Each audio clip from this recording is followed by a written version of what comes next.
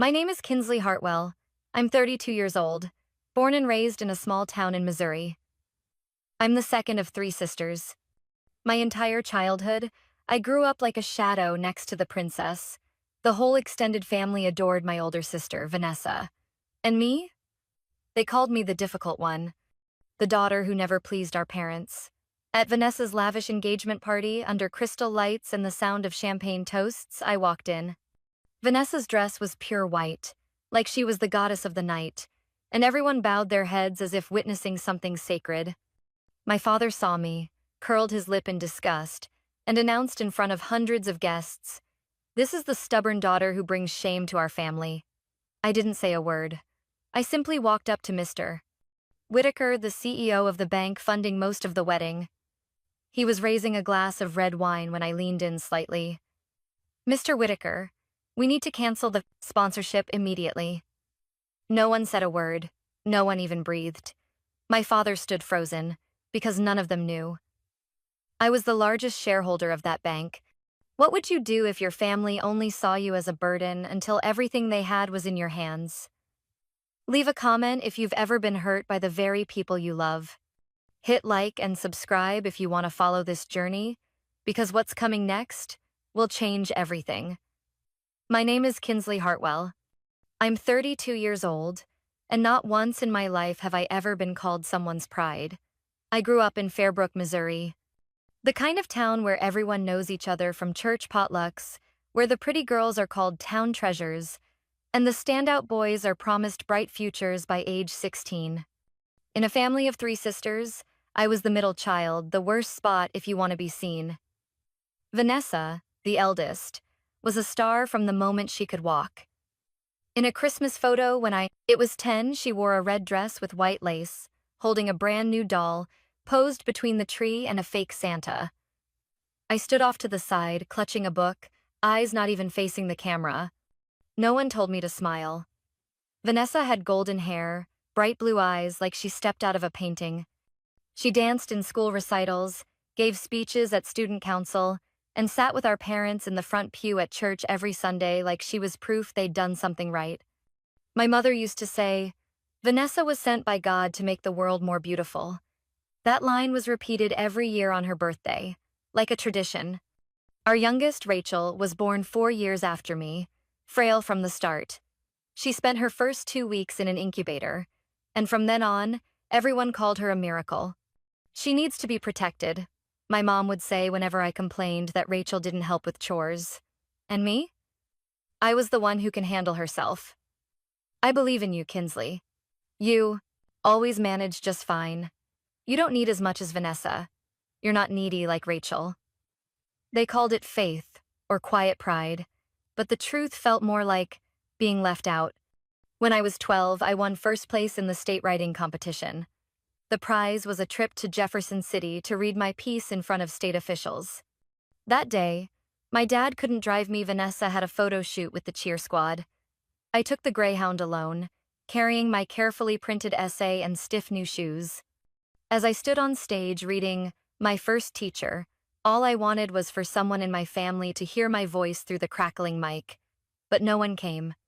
In 10th grade, I joined the science club and was chosen to represent our team at the invention fair. I built a solar-powered water filtration model. Our group won 3rd place statewide. When I came home, holding the certificate, my mom was mixing cake batter for Vanessa's picnic with her new boyfriend. She looked up, wiped her hands on her apron, and said, "3rd place? Well, that's fine. Go ahead and eat. I'm busy." I folded the certificate and placed it under my bed. 2 weeks later, Vanessa announced she was selected to be the morning news announcer at school, and the whole family went out for a celebratory dinner. Eventually, I learned to celebrate myself in silence. A cup of hot cocoa after getting an A. A sticky note saying, "You did great," taped to my bedroom mirror. I kept track of my accomplishments in a black leather notebook, hidden under my winter sweaters. No one asked me what I dreamed of. No one asked if I was tired. By the time I was 16, Vanessa was on her 3rd boyfriend, and Rachel was excused from doing the dishes because school stress was too much. I worked weekends at the town library to save up for extra textbooks. Every time I came home late, my father would shake his head. Girls sneaking around at night don't turn out well. I never argued. I just, I studied harder. My mother once told me late at night, when Rachel had a fever and she had just scolded me for not helping enough, "It's not that I don't love you. You're just not the kind that needs to be loved that way." I've never forgotten that line. I carried it with me to college, then to Denver, where I started a life no one knew about. I built everything from scratch. While my friends were still choosing majors, I was quietly coding a financial analytics tool from scratch. A venture capitalist stumbled upon it and emailed me, "We need to talk." I didn't go home for Thanksgiving that year. I didn't go back when Rachel graduated high school. No one called. No one checked in. 3 years passed. I became the co-founder of Blue Fern Capital, a fintech startup that began with me and two old classmates. We worked out of a cramped fourth-floor room in a worn-down building, surviving on coffee and popcorn. Today, our office looks out over the Rockies, and I lead the data analytics division. I own over 20% of the company and used most of my first profits to invest in local financial institutions, including Hawthorne Bank. But my family had no idea. They still think I'm just the struggling girl in the big city, no husband, no kids, no name worth mentioning, just someone buried in numbers at some unknown job. Until Vanessa's engagement. They sent me a gold-embossed invitation card with the bride and groom's names and a note. "Kinsley, we hope you'll come home to be the maid of honor. Dad says if you skip it, he'll reconsider helping with your MBA tuition." MBA? I'd graduated from that program 2 years earlier. Paid every cent myself. Not a dollar from them. I read the invitation 3 times, then folded it and placed it beside my morning coffee. It was thick, custom printed, clearly expensive. I sat up straight, opened my laptop, and checked Hawthorne Bank's most recent personal sponsorships. There it was, a $200,000 wedding fund, under the name of the groom to be Brent Miller. And right then, I made my decision to go back, not to be a bridesmaid, but to show every single one of them that the invisible girl they once dismissed now held the financial keys to their entire dream wedding. I thought maybe after all these years of absence, someone would call me, or at least send a warm message. But no. They sent a printed letter, in Times New Roman, as cold and stiff as a legal document.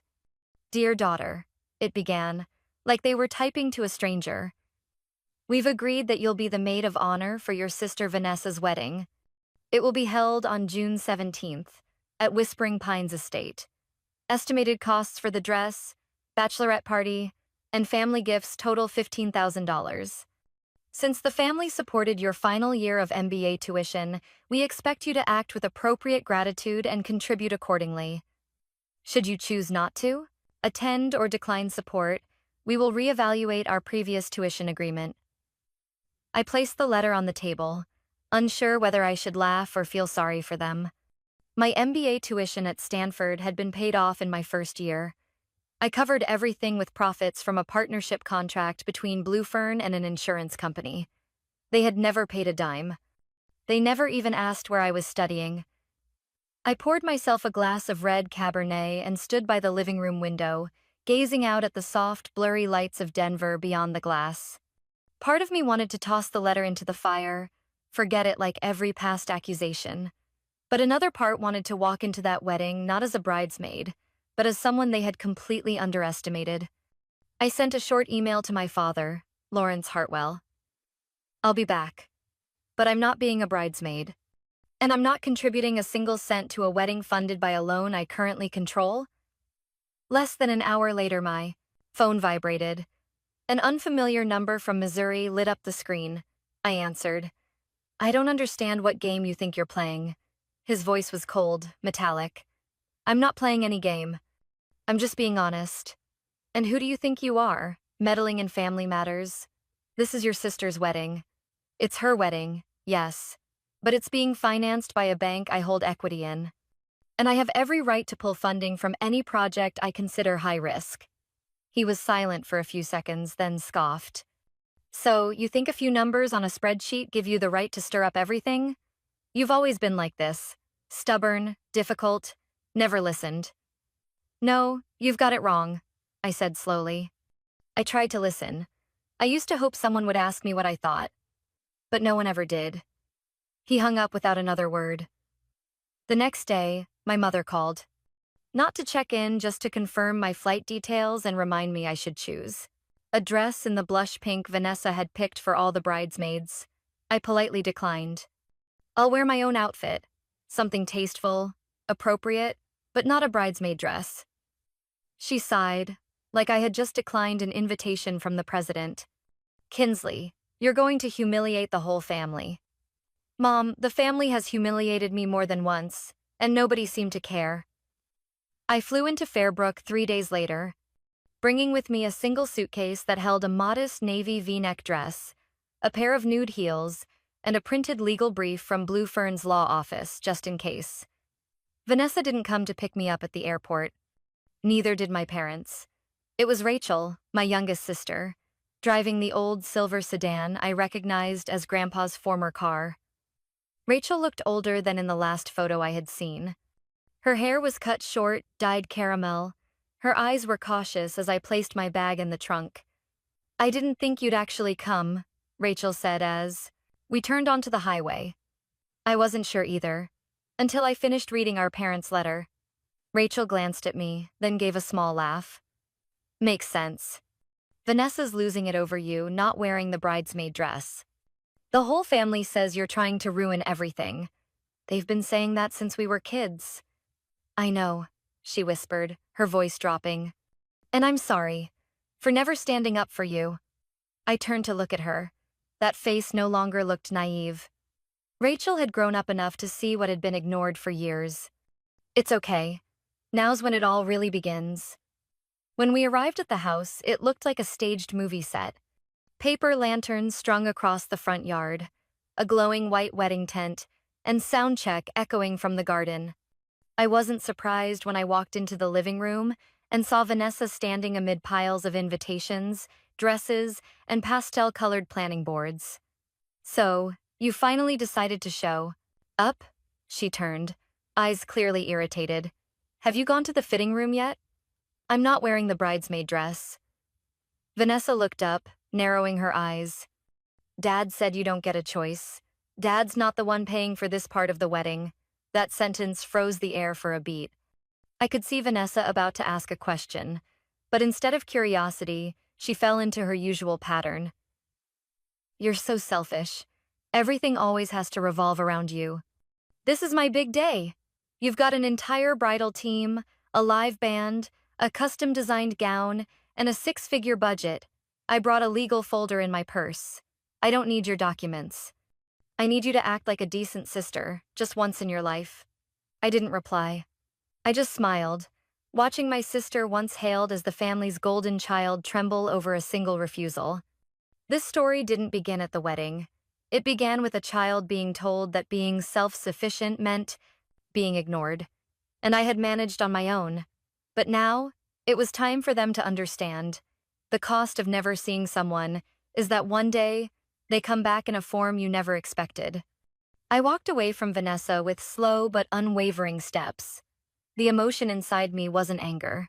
It was a cold, sharp clarity, like moving chess pieces I had prepared years in advance. I entered my old room at the end of the upstairs hallway. The door still had a scratch on the knob, from where I once taped a note in 9th grade. Please knock before entering.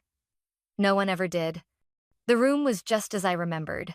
Faded floral wallpaper, a pine desk still scarred from a birthday candle burn when I was 17. But what stopped me was the bookshelf empty. I opened the nightstand drawer, where I used to keep my journals filled with teenage dreams and plans. Empty. Not a single sheet of paper remained. I sat on the bed, feeling as hollow as the room. Then, almost by instinct, I pulled out my laptop and connected to Blue Fern's private network. The screen lit up with internal equity charts. My net worth was now $8.6 million, not including personal investments or rotating financial assets. The firm had closed 3 new deals just that week, and the Austin branch was finalizing expansion licenses. An invitation to the International Finance Conference in New York had just landed in my inbox. I watched the data scroll across the screen, then looked out through the worn window pane. Every number was a marker of a journey I had taken alone. No one in my family had ever asked what I did for a living. No congratulations when I made the 40 under 40 list from Business Insight. When I first appeared on stage at the Denver Financial Conference, speaking on behavioral risk analysis models, only my colleagues clapped. No relatives sat in the crowd. I had kept all of it to myself, not out of humility, but because I once believed no one in the family really cared. They didn't need to know. They just wanted me to stay quiet, not resist, not inconvenience them. This return wasn't about being a good daughter. I came back as a woman who knew her worth and would defend it, no matter what. That evening, the family ate early dinner in the dining room, still with the long oak table my father had built by hand, one of the few things he ever made without complaint. My mother sat at the head of the table, wearing the white pearl necklace I had given her on her 60th birthday, which she had believed came from Vanessa. My father sat across from me, his face as hard as marble. Vanessa, seated next to him, kept checking her phone. Rachel sat quietly beside me, saying nothing, but I could feel that her silence carried more weight than I expected. "Did you send the playlist to the DJ yet?" my mother asked Vanessa. "I did, but Brent wants to change the song for the cake cutting. He thinks an acoustic version would be more romantic." I heard the details like echoes from another room. Then suddenly, dinner took a turn. "And you?" my father said, without looking up, still refusing to wear the bridesmaid dress. "I'm not a bridesmaid," I replied calmly, "and I don't need to pretend I'm part of this performance." "This isn't a performance," he said, voice icy. "This is family. And family sacrifices for one another." I smiled, slowly set my fork down on the plate. "Sacrifice," I repeated. "Like when I was 12 and had to get myself to competitions because no one would drive me? Or when I had a fever for 3 days straight, but Mom was too busy taking Vanessa to the salon?" My mother set her glass down louder than necessary. "You still haven't let go of those petty things?" "To me, they weren't petty," I said. Vanessa looked up, her tone mocking. "Here we go again. You always play the victim. We're here to have dinner, not listen to your grievances." I looked straight at her, unwavering. "Do you know your wedding is being financed by a bank I'm a major shareholder in?" The air froze. "What?" my father growled. "Brent took out a business loan from Hawthorne Bank. Hawthorne is one of the institutions Blue Fern holds equity in. I'm the one who approves funding lines for corporate packages under $2 million. Vanessa stared at me like I was speaking a foreign language. "You're kidding." "No. And Brent isn't a successful entrepreneur. He had a company investigated for tax misreporting in Florida in 2018, a civil lawsuit in Texas in 2020 for misusing funds, and he's currently operating under his third alias, which I have documented proof of." My father slammed his hand on the table. "That's enough." I opened my bag and pulled out a sealed folder. "This is a preliminary investigation report. I hired a legal firm in Denver to run a background check on Brent. His real name is Brent Roscoe. He's changed identities twice and had his records temporarily sealed by his private attorney. This file isn't complete, but it's enough for me to request the bank to suspend disbursement." No one said a word for several seconds. Then Vanessa jumped to her feet, her chair scraping loudly against the floor. "What are you trying to do? Ruin my wedding?" "No, I'm trying to protect you. By exposing everything at the last minute? Making me look like a fool in front of everyone?" I stood too, eyes still locked on hers. "If you marry him, you'll lose more than your dignity. You'll lose all your money. You'll lose trust in yourself. And if I don't speak up, I'd be letting that man destroy you the same way this family once left me behind." No one responded. No one defended me. But no one told me to leave the table either. I gathered the folder, placed it back in my bag, and went upstairs.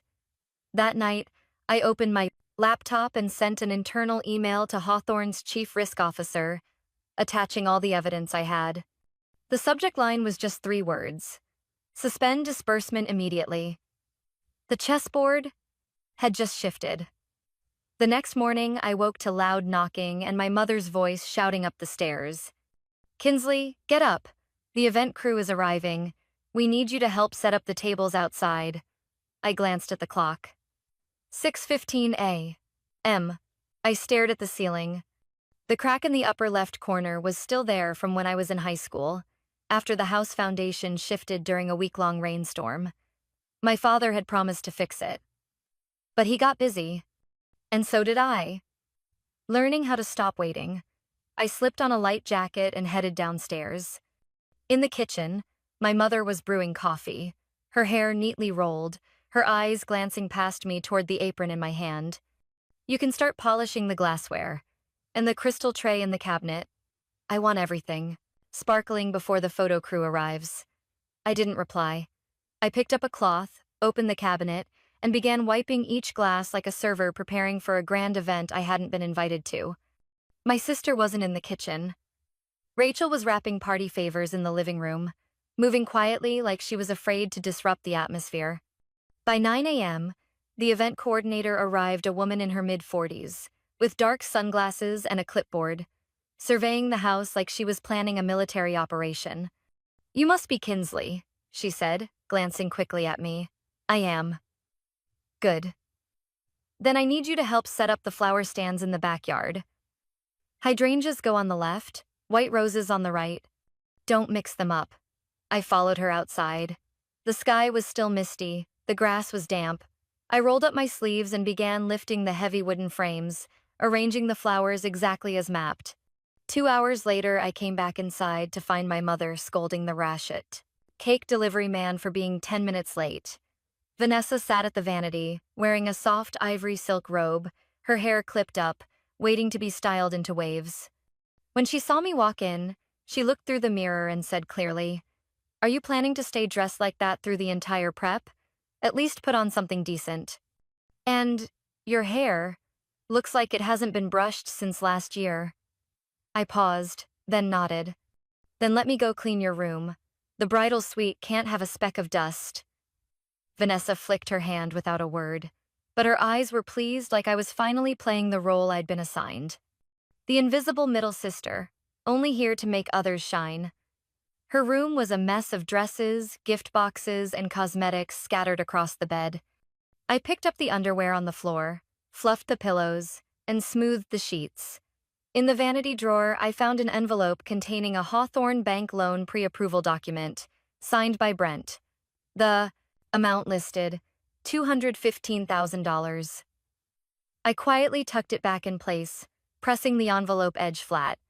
When I went down to the kitchen, my father was standing with Brent, the two of them reviewing the outdoor stage layout. Brent wore a crisp white shirt, a luxury watch, and had his hair slicked back in a classic style.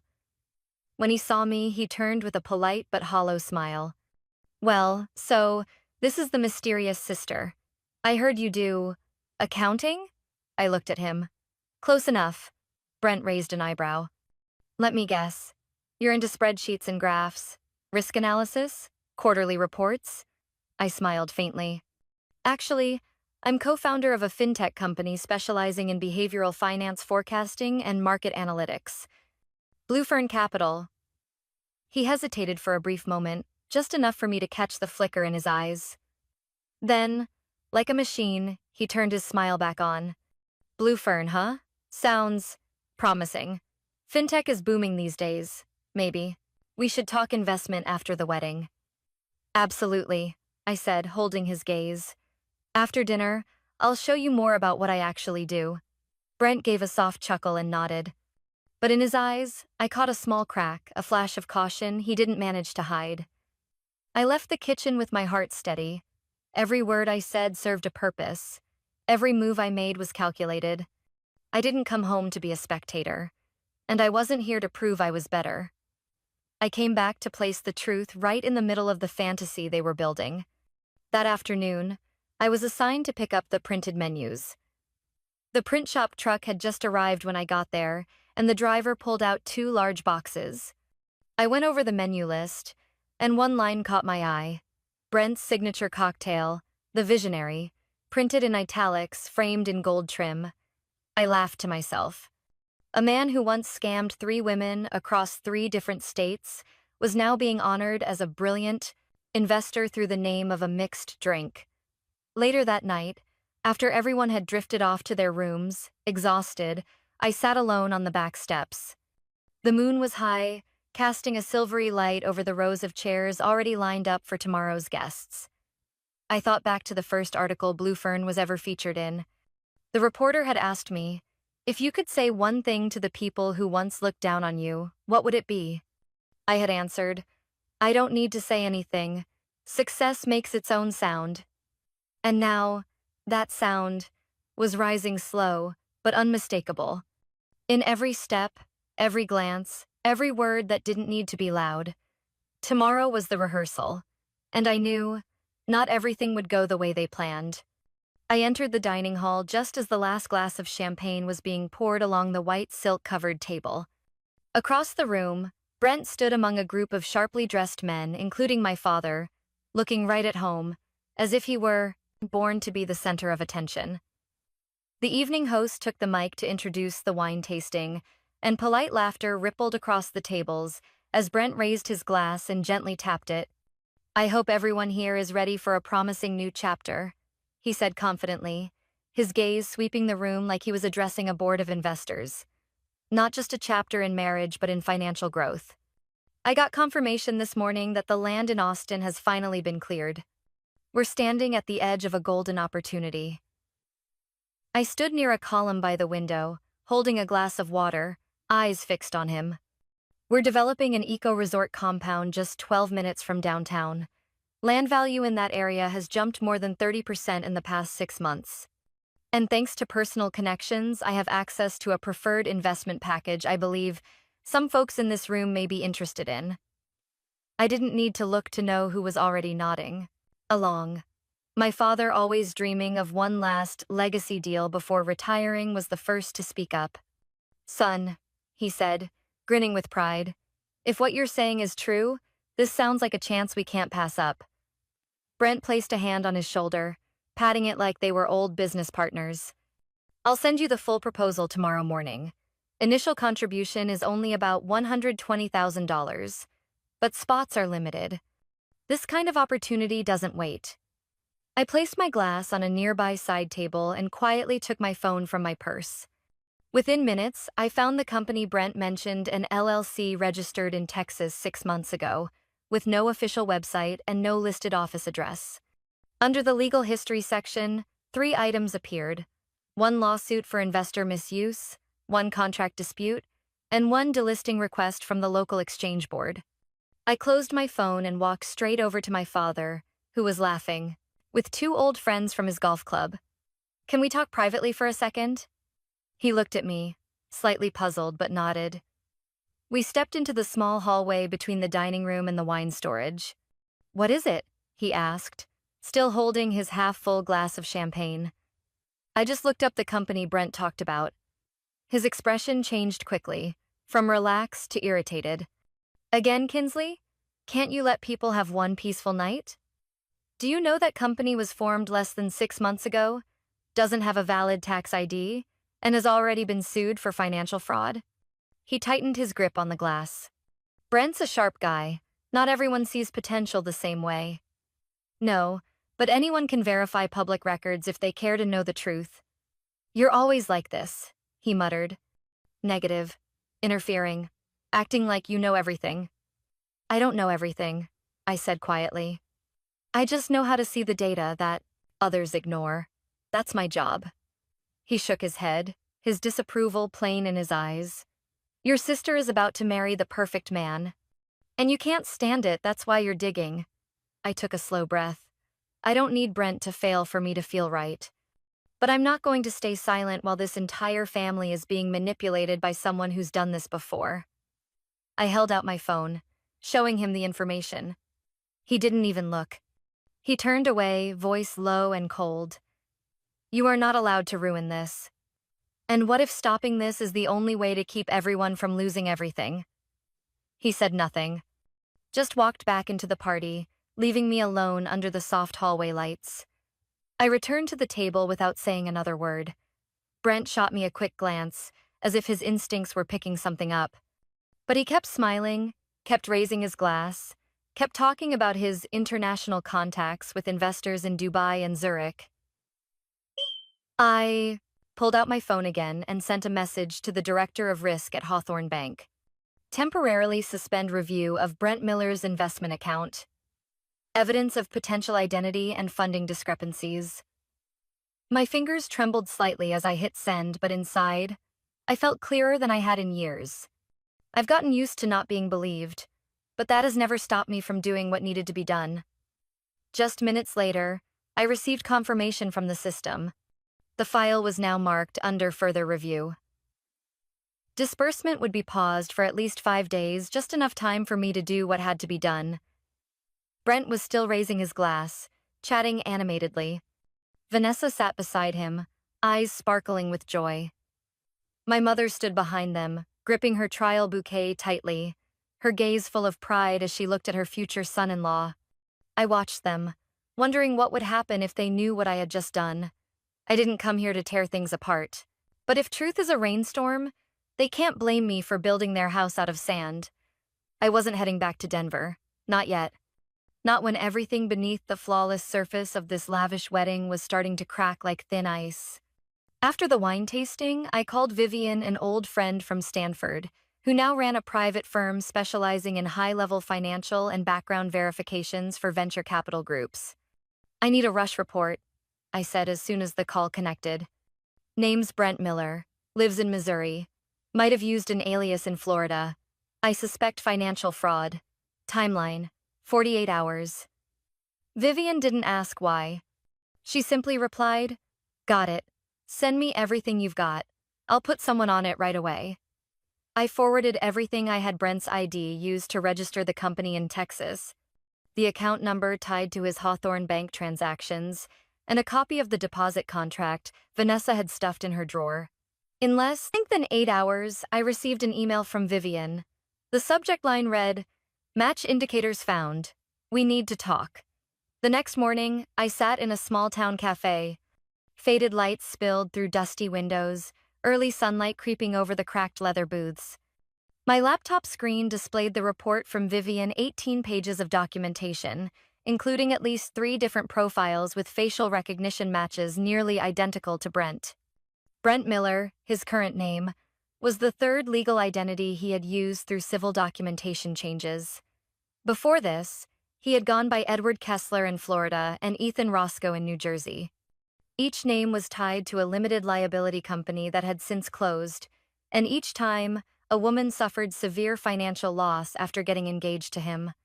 I paused at the section describing the case in Orlando, Florida. The victim's name was Sharon Ellis, 42 years old.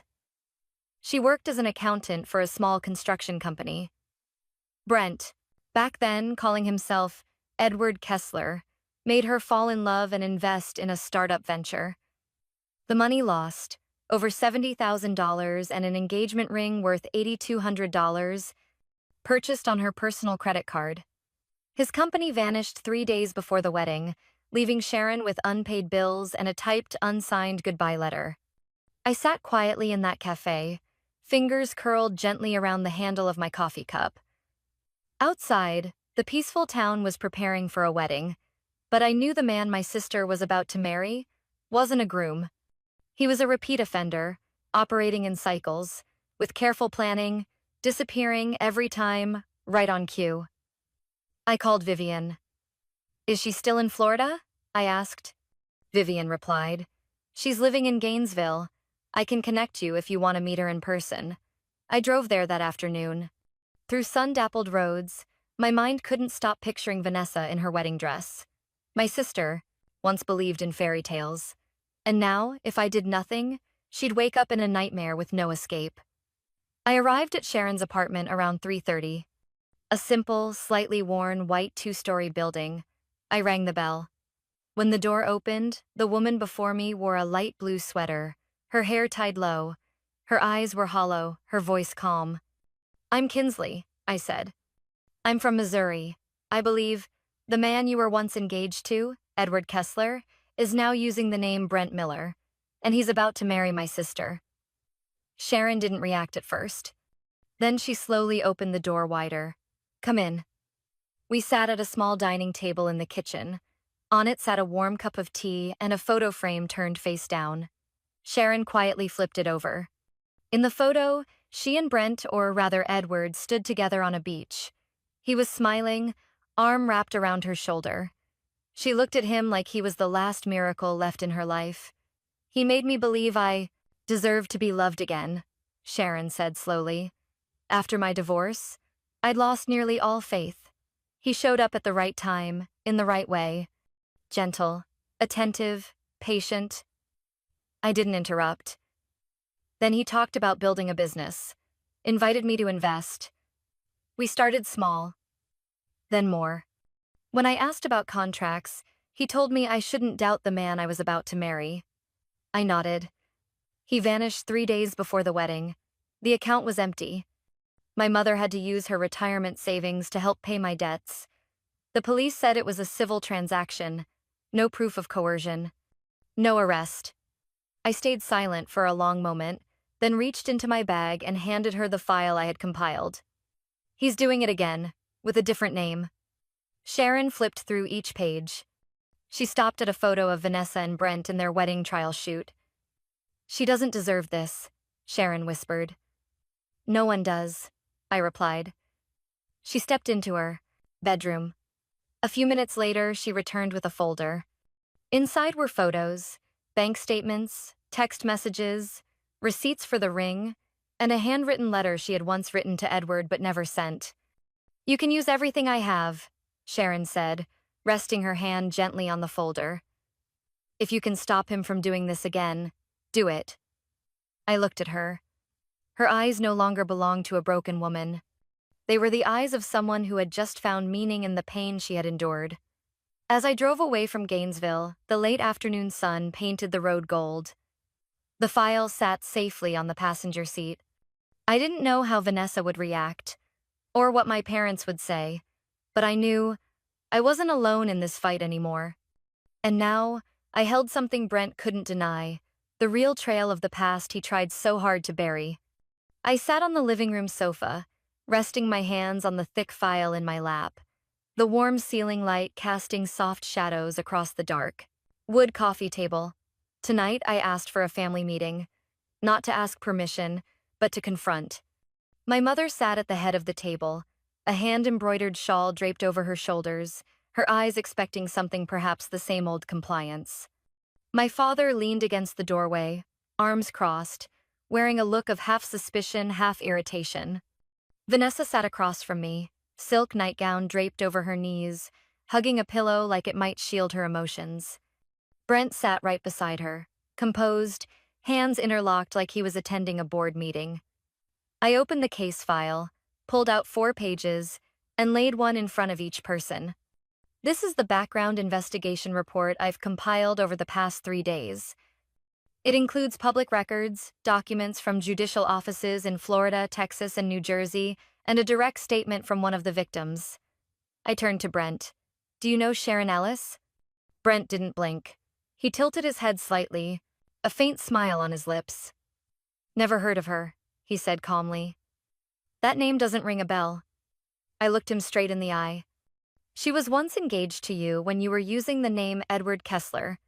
She's also the woman whose accounts you emptied, leaving her with $70,000 of debt."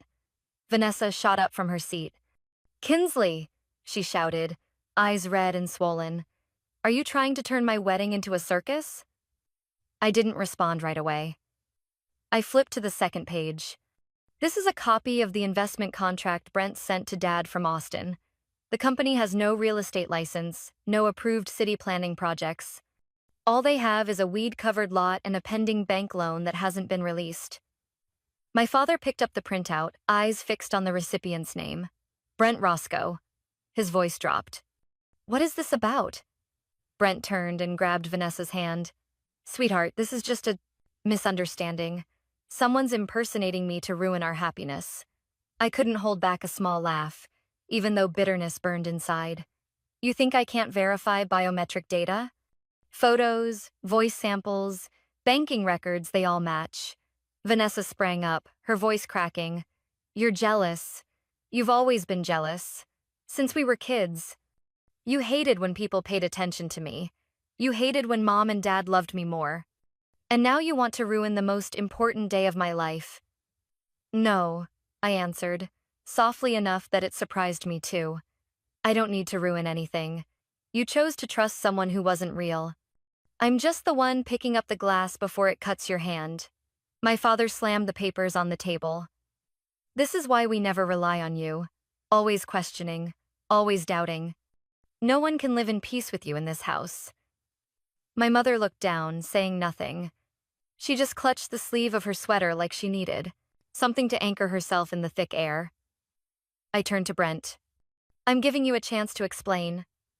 Brent smiled that same fake smile I'd seen on scam fundraisers, polished faces on stage that were empty behind the curtain. Honestly, I forgive you, he said slowly, as if performing for the entire room. Kinsley's clearly under pressure. She's lost. Maybe because she's never had a real relationship. Maybe because she feels abandoned. I stood up. You don't have the right to speak about my personal life. Especially when I'm holding a file with 3 women who were all once engaged to you, and all of them ended up with nothing. Brent started to rise, but I held up a hand. You should stay seated. The room thickened with silence. No one spoke, no one breathed. Vanessa screamed, "Get out of my house." I looked at her, then at my parents. I will leave. But before I walk out that door, I want everyone in this family to look reality in the eye. The man you call future family is a fraud. A man already planning to disappear after draining everything. I pulled out the photo of Brent, or Edward, or Ethan with Sharon at the beach in Orlando, and placed it in front of my mother. You don't have to believe me, but I won't let another one of my warnings get buried under your indifference. I gathered the documents and carefully stacked them. I've already requested the bank to halt the disbursement. If anyone in this family wants a second opinion, I can refer you to a law firm that specializes in financial fraud. I turned away without waiting for a reaction. Just as my hand touched the doorknob, my father's voice rang out behind me low and cold. If you walk out, don't come back.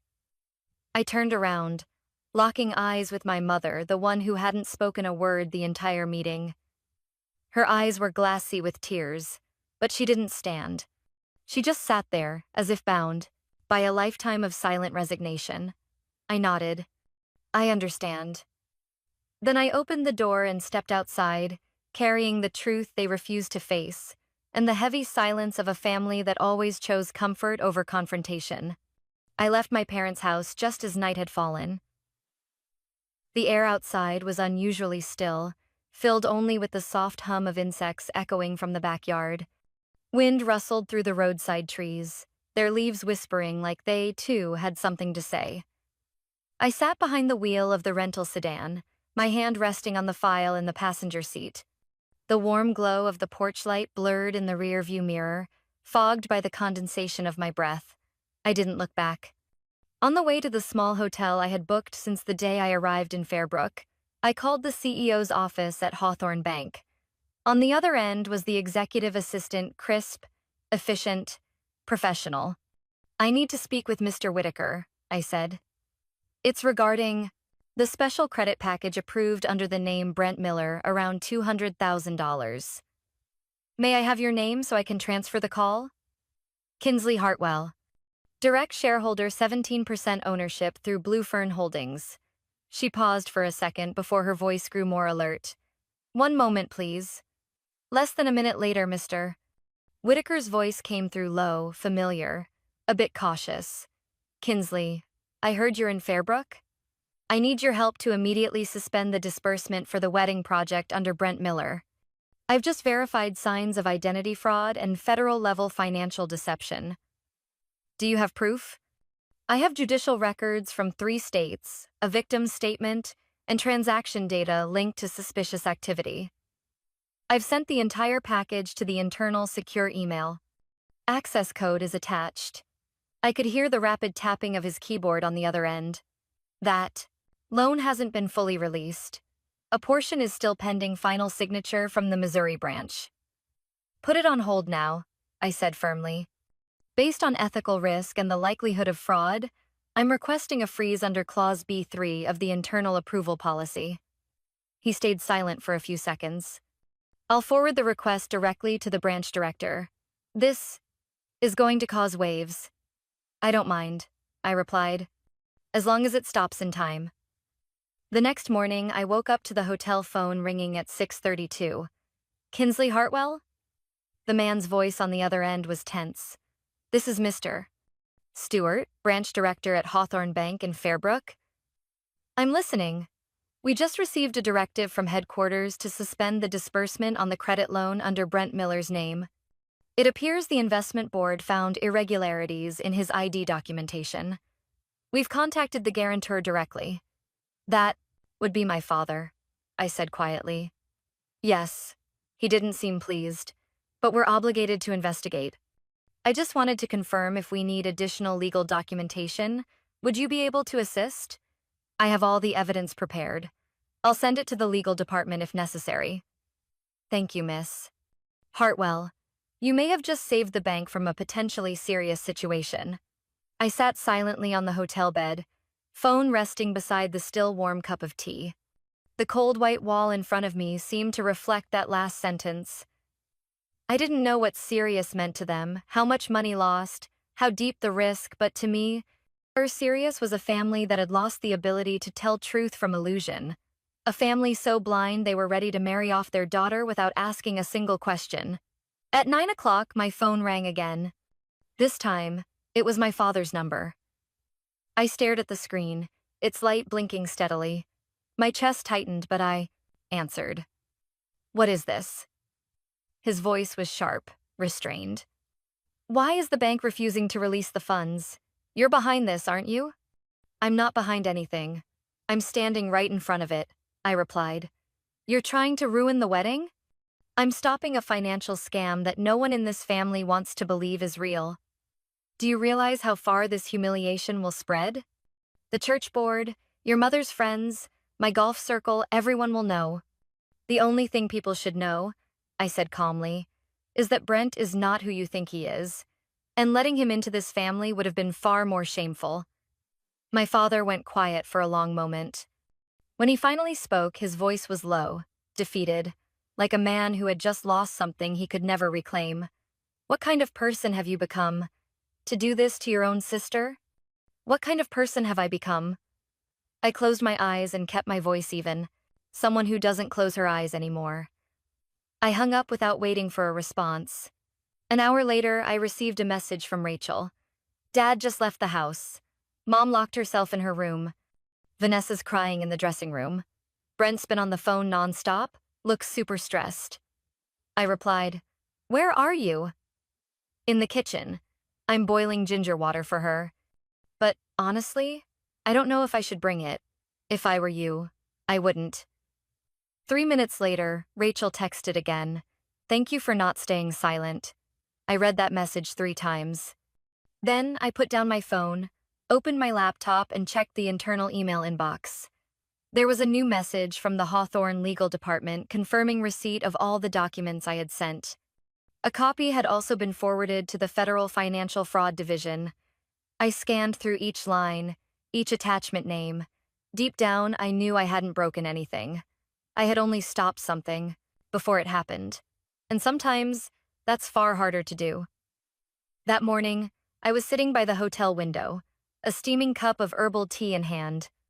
Morning sunlight filtered through the curtains, illuminating the pile of documents I hadn't yet reorganized after a sleepless night. My phone rang. My mother's name appeared on the screen. I let it ring 3 times before answering. Kinsley. Her voice was hoarse, urgent. Can you come to the house? Something's happened. I didn't ask. I exhaled slowly. I already knew. And I knew that, finally, it had happened. When I walked into the house, the air felt like it had been vacuumed out of the room. My father sat motionless on the couch, head in his hands, elbows on his knees. My mother stood near the fireplace, her eyes fixed on a crack in the wall as if trying to see through it into something deeper. Rachel stood nearby, holding her phone, looking at me like she was hoping I'd brought an answer. Vanessa was nowhere to be seen. Brent is gone, my mother said, not turning around. No one can reach him. He shut off all his numbers. I set my bag on the table. No need for questions. I'm guessing, I said slowly. The investment the family trusted him to manage disappeared with him? My father lifted his head. His eyes were bloodshot. $80,000. Family money, Vanessa's, your mother's, and the result of a collective blindness. I said, not cruelly, not sarcastically, just truthfully. I had no energy left to cushion their grief with politeness.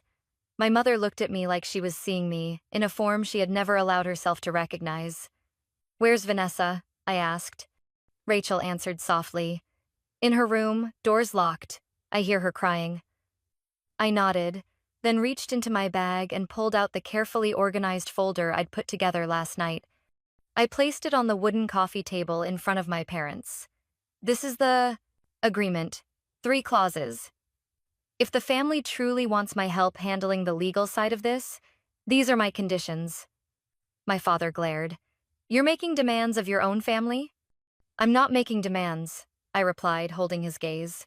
These are boundaries.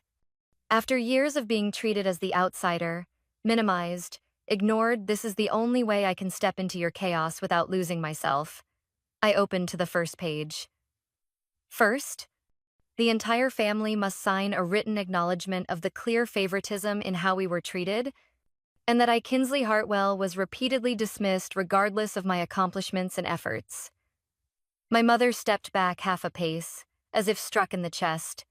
Second, I continued, my personal finances are no longer up for discussion, inquiry, or comment by anyone in this family. I looked at her, then at my father. No one has the right to ask how much I make, where I invest, or what I contribute to. And third, I closed the folder and pushed it toward him. I will assist with the legal process. I have contacts at the bank and in financial justice.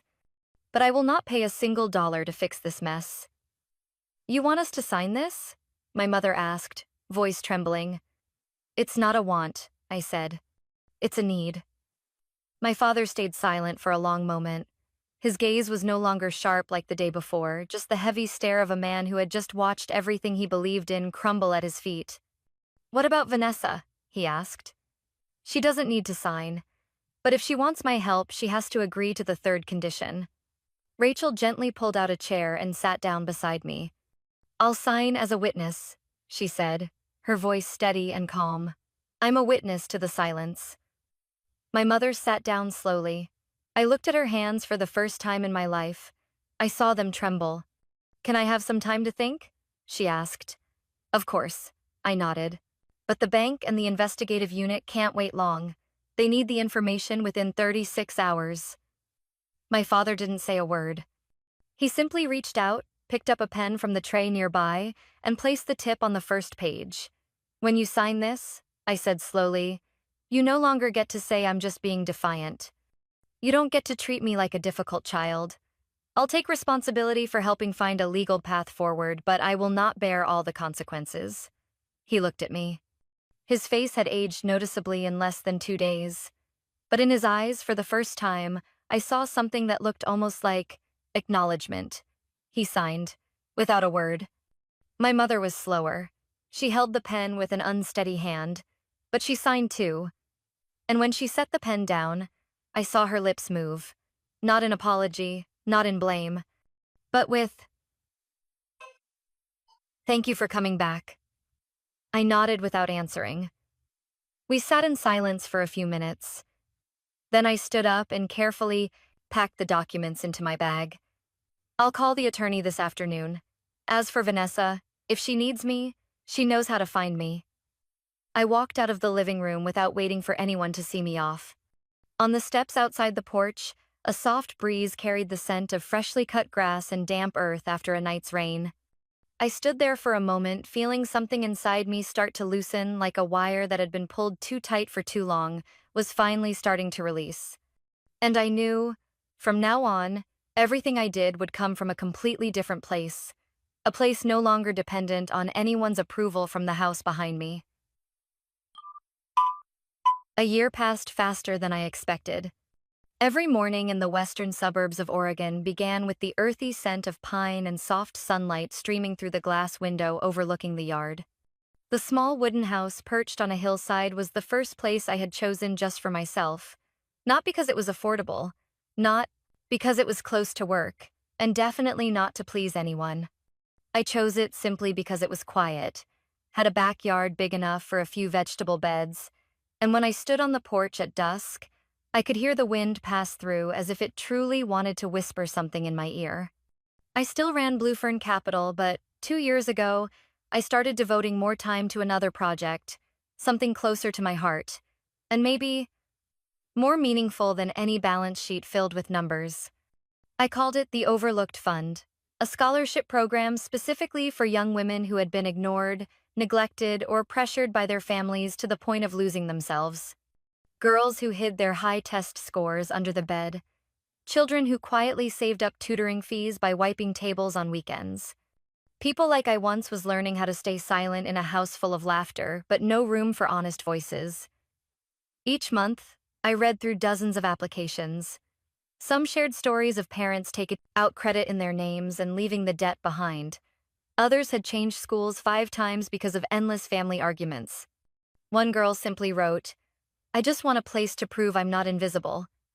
I read them, marked them, and called each applicant, not to verify facts, but to hear their voices, to let them know someone was listening without interrupting. One early March morning, while I was reviewing the summer counseling program schedule, a new email popped up on my screen. Sender: Vanessa Hartwell. Subject: If I still have a chance. I opened it. Just a few lines. No long explanation. No excuses. Kinsley, I'm sorry. I understand now. If I still have a chance to speak with you, I hope we can start again. I'm not asking for forgiveness, just hoping for the chance to understand you better. Vanessa. I sat still for a long time after reading it, not angry, not overwhelmed, just quietly realizing that sometimes people don't need a big argument to lose of each other. Sometimes all it takes is too long a silence where no one truly listens. I didn't reply, not because I wasn't ready to forgive, but because I wanted to keep that silence as part of my own journey. Silence, now, wasn't a sign of being overlooked.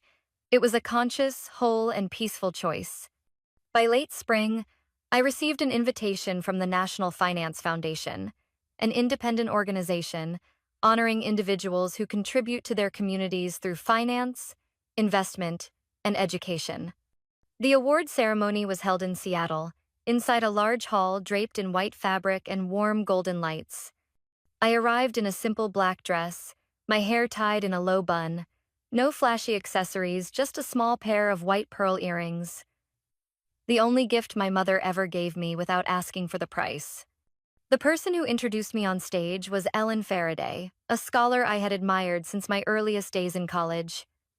When she read my name aloud, I stepped forward, holding a gold-plated plaque engraved with the words, "For creating opportunities that turn the overlooked into the unforgettable." The stage lights weren't as harsh as I had imagined. They were soft, diffused, just enough for me to see the faces of every person in the audience clearly. I took the microphone, eyes scanning the rows of guests. I grew up in a household where every achievement I made was seen as expected. I began, my voice steady. I used to think I had to do more, be better, just to be heard. But over the years, I've come to realize the problem wasn't that I wasn't good enough. It was that those around me weren't ready to see. There was a gentle murmur from the audience below. I paused for a moment. Today, I don't accept this award just for myself. I accept it on behalf of the young women still quietly existing in rooms where their voices go unanswered. I accept it for the ones labeled the self-sufficient one, and therefore, no one. bothers to check on. I lifted my gaze, a soft smile playing on my lips. Because sometimes, the ones they overlook become the ones they can never ignore again. Applause followed. Not thunderous, but even, warm, and sincere. That evening, back at the house on the hill, I slipped off my shoes at the door and walked into the backyard. Under the faint moonlight, the lavender rose swayed gently in the breeze. I sat down on the long wooden bench nestled in the middle of the garden, opened my laptop, logged into the overlooked funds system, and began reviewing 3 new applications. At the bottom of the list was a scanned handwritten letter from a 17-year-old girl in Montana. In her letter, she wrote, "I never thought anyone could understand how I felt until I read about you. I just want to go to college so I can escape a place where I feel like I don't exist. I don't need much. I just need someone to give me a chance." I placed my hand on the keyboard, clicked accepted, and flagged it priority support. Then I got up, walked around to the front of the house, where the porch light still glowed. No one was waiting for me in the dark. But I knew, right here, I no longer needed to stand in the background. I no longer needed to knock just to be let into a room with light. And I knew, from now on, no one would dare turn their back on the ones who once felt invisible, because we had learned how to show up for ourselves. Have you ever felt overlooked by the very people who were supposed to love you most? Have you ever sat quietly at a family gathering, knowing that no one truly saw the real you? No one understood the effort you've silently poured into becoming who you are? If you have, maybe you'll understand why I chose this path not for revenge, but to affirm my own worth. I no longer blame my family, because sometimes it takes enough silence, enough loss, for people to finally learn how to listen to each other. And, sometimes, we don't need someone to save us. We just need them not to stand in the way when we rise on our own. My story is just one of countless fragments about family relationships, where love can be healing, but can also wound deeply when misplaced. What about you? If you were in my place, would you choose silence to keep the peace, or would you stand up and reclaim your voice? Feel free to share your thoughts in the comments below. I truly hope to hear your stories and perspectives because every shared voice can become a guiding light for someone else walking through their own loneliness. And if you'd like to join me in discovering more real, moving, and powerful stories about family, hit that follow button. The stories to come might make you cry, smile, or maybe just feel a little less alone on your own journey.